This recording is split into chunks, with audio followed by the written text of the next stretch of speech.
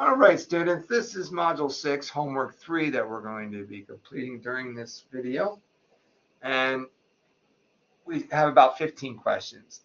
So it talks about solving for these equations right here, okay? And I go ahead and think of it as what's the opposite of squaring something is square rooting. Now, when you take the square root of things like this, like I just did right here, that's the opposite. When you take the square root of the other side, you have to include a plus or minus sign in front of it. Now, why? Is because obviously, if you think about square root, all right, if you think about squaring something, then -3 times -3 is 9, as well as 3 times 3 is 9. So the value of putting the plus or minus sign covers that issue. All right, that when we take the square root of 9, we're going to go ahead and get 3. But it can't be just positive 3 because -3 times -3 is also 9. So that's why we put a plus and a minus sign in front of it to go ahead and cover that issue. Now, they don't accept plus or minus signs in here, so we have to just go ahead and put them as separate lists with commas between them. So as much as I'm cheating putting the plus or minus sign in front of it, we can separate them, obviously. So now the key thing is we want to get this square by itself in order to be able to do that square root thing, that concept. So we're going to go ahead and when we have a problem like the next, we're going to isolate the contents as well as the square itself by itself. Now, it should be in your best interest to also make sure that you always are checking answers. I have a tendency not to do that because I'm very forceful in just saying if I know what I'm doing, I'm pretty solid. I don't feel like going ahead and checking my answers, and that's called laziness. But it is what it is. That's pretty bad. Laziness is not a good thing. But I'm pretty confident in myself, so I accept my answers as they are. So then I'm going to go ahead and subtract 3 from both sides, right? And then I'm going to go ahead and divide both sides by 5. That's going to get me this by itself. All right, and then if I go ahead and divide that by 5, I'm going to get what? 3 and 6. All right, so 36. Square root both sides. And when I do, I get the plus or minus sign. Immediately, we start getting into this process where we now start seeing that we're going to get plus or minus 6, that when we bring this over to here, we're going to get 2 different values, right, when we go ahead and do that. So we're going to get -4 plus or minus 6, which results 2 separate values where it's -4 plus 6, which equals +2. And then we have -4 minus 6, which equals -10. So we have 2 different answers that we can get there.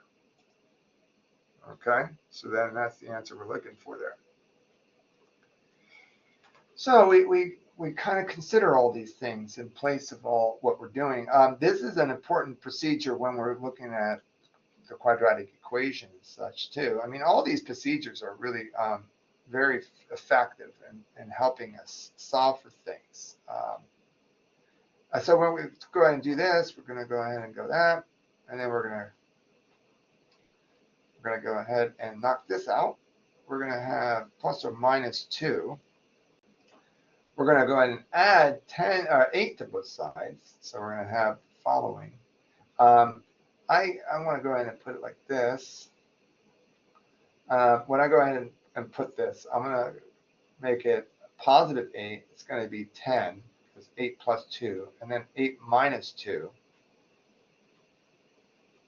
And then we're going to go ahead and get 2 different values of x equals 10 divided by 7, and then 6 divided by 7.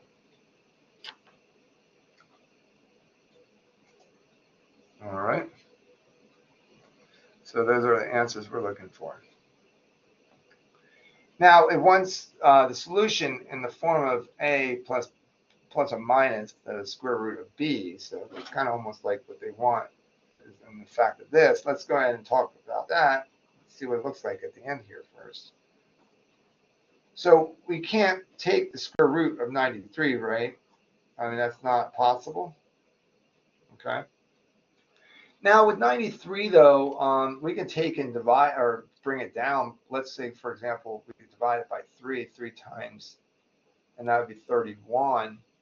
And that doesn't work. So this you can't break it down any further. So we're going to go ahead and leave it then as that. And then when we do this go away, we have a subtract 4 from both sides. We're going to get negative 4 plus or minus the square root of 93. So what they're asking for is what value is A? A is going to be negative 4. All right. And then B is going to be the 93. All right. So that's how that works. You don't have to specify the entire thing. You don't have to say the square root of 93.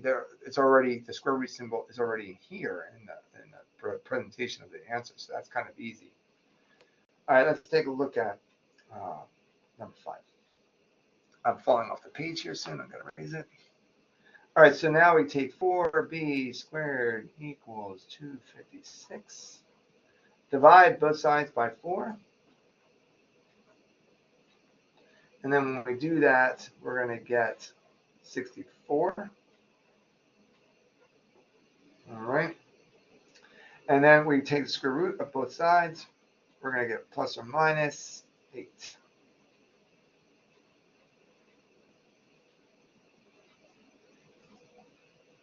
All right, that was pretty straightforward, pretty easy. Now, radicals, you must remember how to simplify radicals. This section gets into simplifying radicals. If we go ahead and look at this, square root, both sides, plus or minus. We're taking the square root properties, what we're doing right now, if you didn't realize. But now when we take and look at 32, 32 is broken down into 2 parts of 16 times 2, correct? So when we look at this, then the square root of 16 is 4. Square root of 2 is not possible, so we're going to leave it as plus or minus 4 radical 2. And that's our answer. All right. Of course, I'm, again, shortcutting, cheating a little bit, some may say. But it's not cheating. It's just shortcutting, shorthand. All right. Now we have this right here. So let's take a look. Square root property at its finest.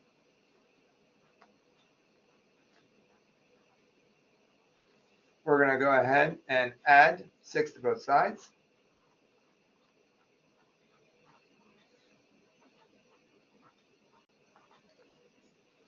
And then we're going to take and divide 112 divided by 7.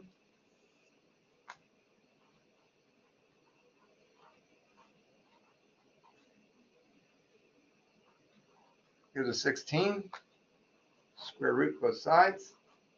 Put a plus or minus sign.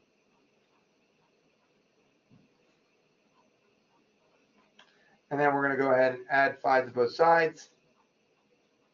So 5 added to 4 gives us 9. 5 added to negative 4 gives us 1. So our answer is 9 and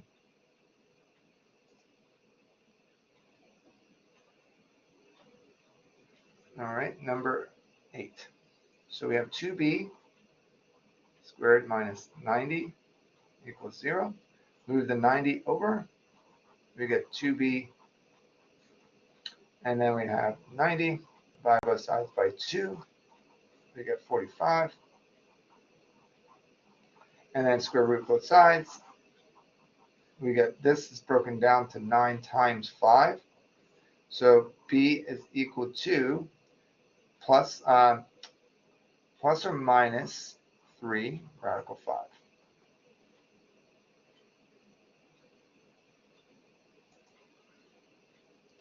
Now, when you go ahead and do the next one, it's the same principle. I'll put it side by side. It's the same idea, except now you're going to have a negative 90 when you bring it over.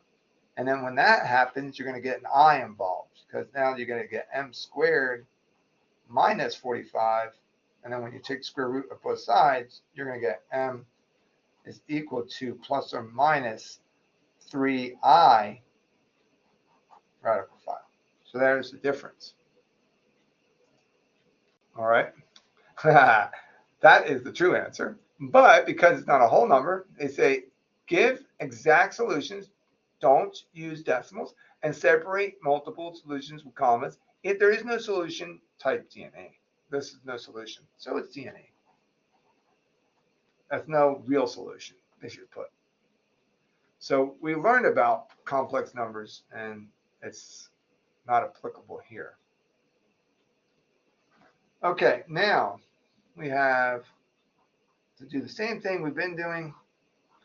These get a little bit repetitive, but now we take square root, both sides, plus or minus. Now, when things get repetitive, it means that you understand what you're doing. But if it's not repetitive, it means you need still more practice. So if everything seems like it's still a new problem to you, then you still need more practice. 27 is 9 times 3. So then that's going to be plus or minus 3 radical 3. And subtracting 6 from both sides, we get C is equal to negative 6 plus or minus 3 radical 3.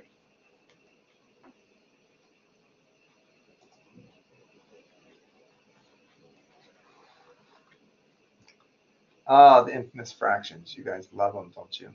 So let's go through this. Now we're going to take square root of both sides. Now when we do, we're going to get this. And then we can't take the square root of 10, so we're going to leave that alone. But then the square root of 9 is 3. Now when we bring this over, it's going to become positive, okay?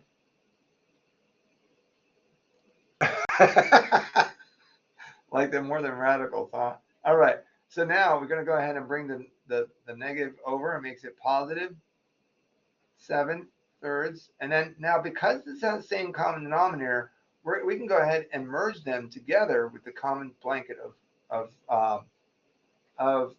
the denominator of 3, and we can leave it like this, or we can go ahead and write it as, and then we have to look at the way they wanted to write it. It doesn't lock us in. It doesn't limit us what we can write it as. So I'm going to go ahead and specify the answer as this. Okay. Now this personally is the way I would want to write it. If they do want you to write it that way, which you see that all they did was they didn't merge it together. They made it even a little bit easier than I did, but they took it right from here and just said positive 7/3 plus radical 10/3, and then comma, right, and then separated list, and then they have this negative. So they made it a little easier than I personally love it this way. This is the way I personally like it. But and they would accept that answer if you were able to put a plus or minus sign. But all right.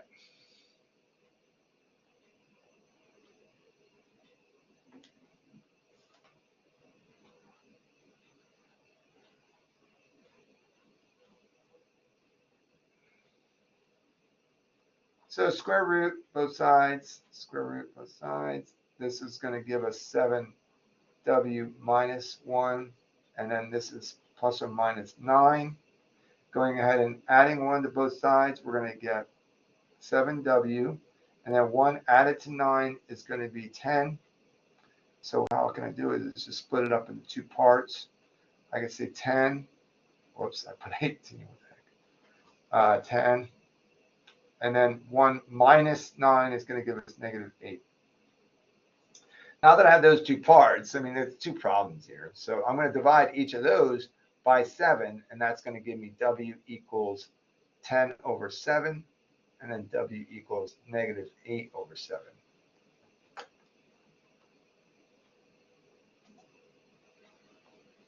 Okay. So I kind of like the way I'm writing this for you. I'm hoping that you agree, but you know, when you bring this over, it's kind of easy to think about it as this is the positive, this is the negative part. So there's two parts to it. All right, now write the answers in lists using commas to separate the answers. So let's continue. So we have 5w squared minus 27 equals negative 22. So we're going to go ahead and add 27 to both sides. And adding 27, we're going to get 5. All right, this seems ridiculously easy comparative to what we've just been doing. We have then w squared equals 1, so the answer is plus or minus 1.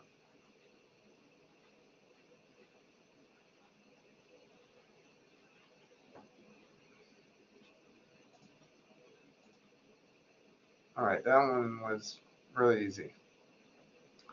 Now, number 13, it says we have 7 inches for the diameter. We have, or excuse me, for the height of it, and then the diagonal is 17. And ask us how wide is the screen. Now, here's the thing: is that Pythagorean theorem says we have a squared plus b squared equals c squared. And since we have that, this is a c. It's always the angle opposite of, or it's the side opposite of the angle of 90 degrees. So that's going to be c, and that's squared. And then we have 7, and that's squared. It can be either one of these. It could be a or b. So I'm going to just put it as a. And then so 7 squared is 49, and then you have b squared. So now this turns into a situation where now we're going to have to solve for that square, right? So you're going to go ahead and do 17 squared and get 289.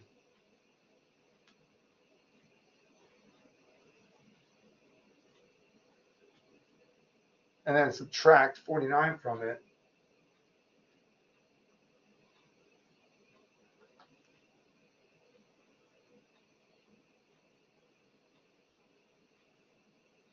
And then take the square root of both sides.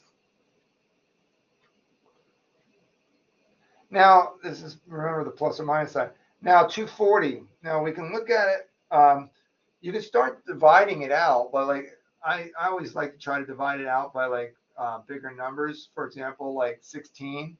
If I take and divide it out by 16, I'm going to get 16 times 15 equals 240. So I can square root that value, and I can't square root this value, so I'm going to leave that in the radical. So it's going to be plus or minus 4 radical 15. And then that's that. Now, here's the thing is when we're talking about diagonals, all right, or this right here, now we're talking about, is it possible to really have a negative side screen? So when we go ahead and do this, we throw this one out, and then our answer is going to be 4 radical 15. Now, the answer that they provided, and they want us to round it off to 2 decimal places, is 15.49. So what you do is you take the square, you actually literally could have taken the square root of 240, and who cares? Because it doesn't ask us to simplify the radical. So we could have done that, and we can move forward. And that'll be provided answer. All right, see how that works? So it says round off to the 2 decimal places, so it accepts 15.49, by the way. All right, so that one's actually pretty straightforward too. I mean, after you know the Pythagorean theorem, and that's what this is about right here. Okay, so now what I like to look at it as this, and if it's looking for that, the way I see it, if it's looking for just answers, I'm going to go ahead and do this. C value is equal to the square root of a squared plus b squared. I mean, if it's applying the Pythagorean theorem, I'm going to use this strategy. Because now all I got to do is take 13 square it, add that to 7 squared, and then see what that produces. This is going to be 169, add it to 49. And so I'm going to go ahead and do some of the calculations, right? And so I get 218, and then 218, I want to start dividing that out.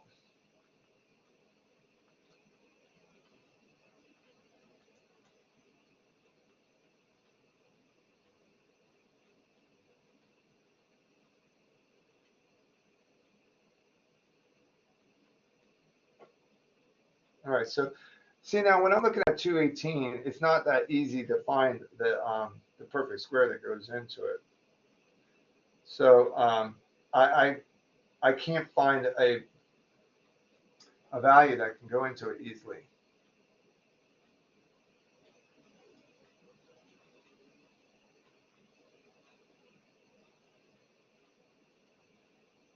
So I can't find it. I'm going to go ahead and leave it as such, and then I'm going to go ahead and just put it into the graphing calculator and just put it as the square root of 218 and then give it as the approximational values. So here are the two answers that we're looking at. Square root of 218, and then I'm going to go ahead and round it off to 5 decimal places, and then here's the answer for that. All right. My thing is that when we go ahead and do x, and we put the square root of 218, don't always assume that 218 is the answer. So you start dividing it. I divided it by, my perfect squares, and it wasn't coming out, so I just assumed that it wasn't. It was in its most simplest form. Okay, so that's how radicals work. Start dividing it by perfect squares. Okay, so we have our answer. And it's ironic is they already give you this as the solution. See how I gave you this one? And for 15, they give you the a value, or a leg value is the value of the square root of the c squared minus the b squared. And you can even put b here and a here, and it would be the same exact formula. So if we go ahead and plug that in, it would be 26 squared minus 24 squared. All right, and you can literally put it in your calculator as such. So if I go ahead, I'm going to show you, I'm going to put in the square root of, and then 26 squared minus 24 squared, and I don't even have to think too much here. I get that. All right, so that one's pretty easy. It's 10. And that worked out. All right, working out pretty cleanly, and it wasn't very difficult. All right, so I came up with my answer pretty quick. You can just drop it in your calculator. All right, so that answers all the questions from this homework set.